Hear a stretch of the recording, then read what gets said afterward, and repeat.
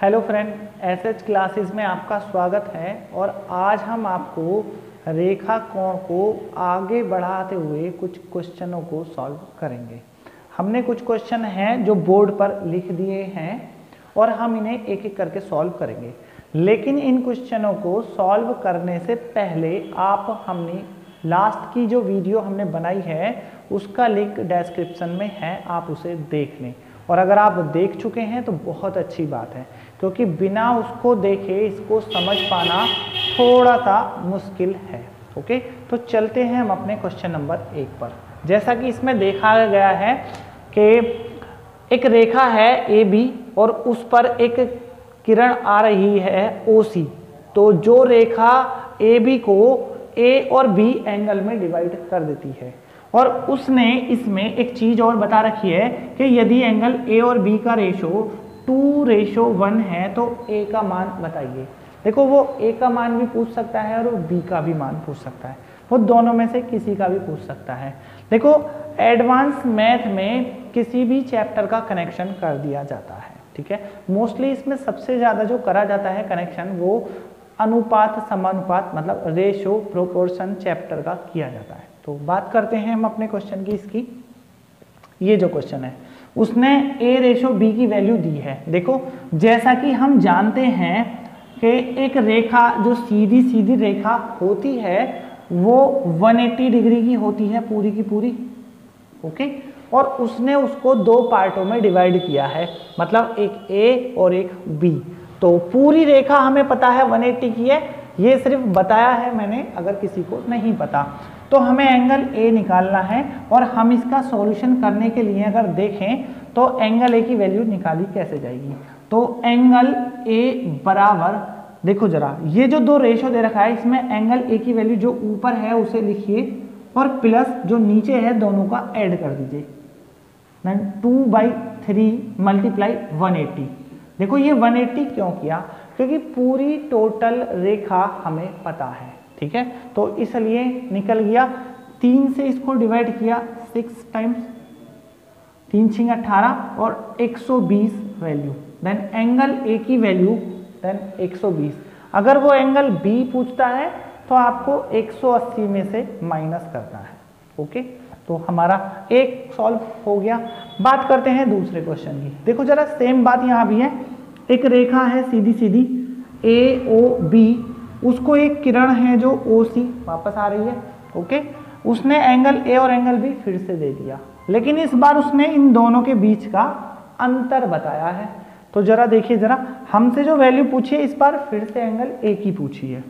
तो angle A बराबर कितना, तो जरा इसकी ही बात कर लेते हैं।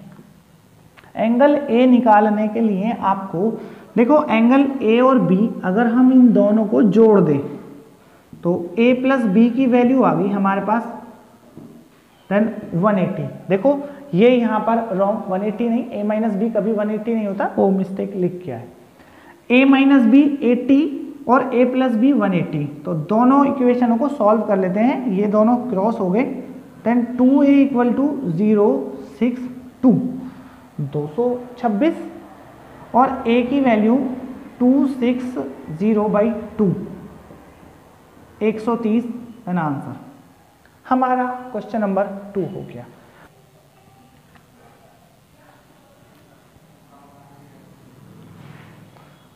देखो, क्वेश्चन नंबर 3 करते हैं हम।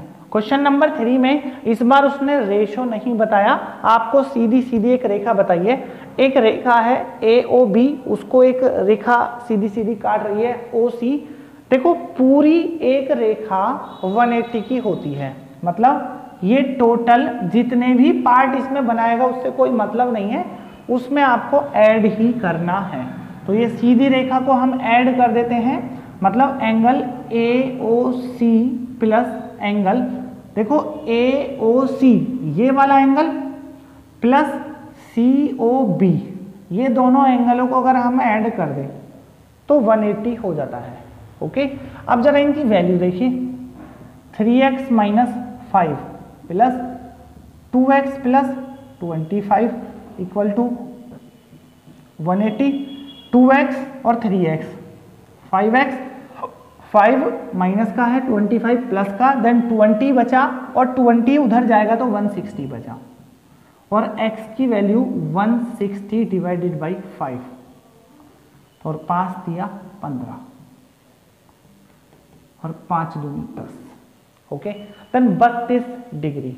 देखो सेम सवाल ये है, उसने एक सीधी रेखा जो 180 की होती है पूरी की पूरी उसको पार्टों में डिवाइड कर दिया है। तो इस बार आपको कुछ नहीं करना, डायरेक्ट आपको ऐड करना है बस। x plus 50 plus then 2x minus 20 बराबर 180।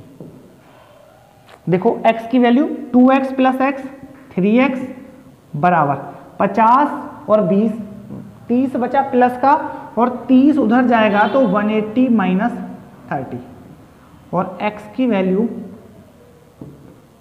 150/3 मतलब 50 डिग्री।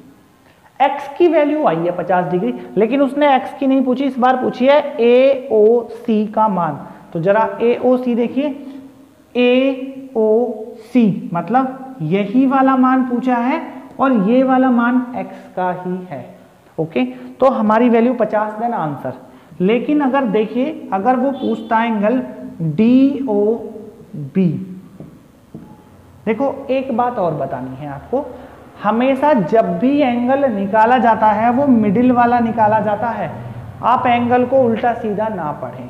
तो DOC की जो वैल्यू है वो है 2x माइनस 20 और 2x माइनस 20 मतलब 2 गुणा x की वैल्यू 50 है 50 और माइनस 20, 50 दूनी 100 में से 20 गया देन 80 आंसर, ओके। हमारे 4 क्वेश्चन जो हमारी पीछे की उन थॉर्मों पर ही डिपेंड थे, तो 4 क्वेश्चन किए हैं। हम आगे भी सवाल करेंगे धीरे धीरे, लेकिन आप फिर से आप जब भी रेखाकोण चैप्टर करें तो पहले एक बार उसके पीछे के फॉर्मूलों को रिवाइज करें, वरना रेखा चैप्टर नहीं होगा आपका क्लियर, ओके। आपको हमारी वीडियो कैसी लगी वो हमें कमेंट में जरूर बताएं और किसी भी प्रकार की समस्या है तो कमेंट में आप लिख सकते हैं, ठीक है। Thank you.